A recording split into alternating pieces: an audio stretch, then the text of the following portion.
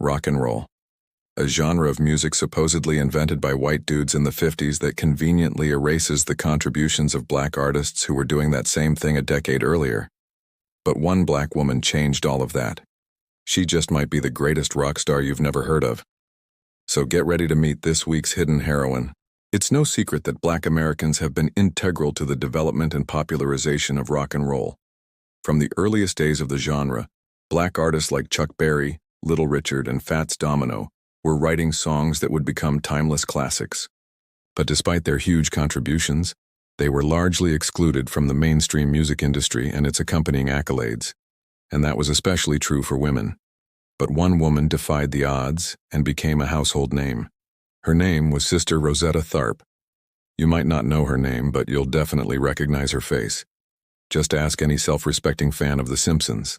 This guitar-slinging, electrifying performer is largely considered to be the originator of rock and roll. Born in 1915 in the small town of Cotton Plant, Arkansas, Tharpe grew up singing gospel with her family. She began playing guitar at a very young age and developed a virtuosic blues style that incorporated elements of jazz and swing. By the time she was 14 years old, she was touring with her mother's gospel group.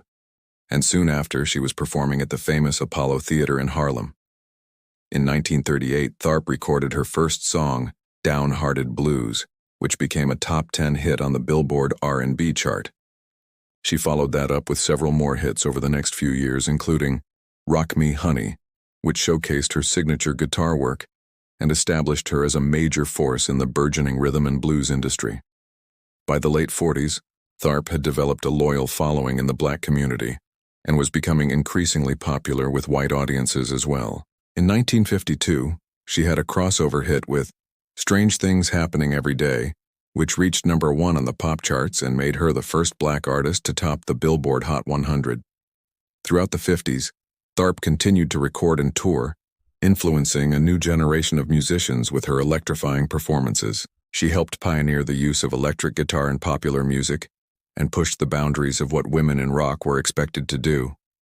She was also a trailblazer for LGBTQ musicians, living openly as a lesbian at a time when it was extremely dangerous to do so. But despite her success, Tharpe was often overlooked and underappreciated. She was inducted into the Rock and Roll Hall of Fame in 1996, but she never received the widespread recognition that many of her contemporaries did. And sadly, she died believing herself to be an unheralded nobody.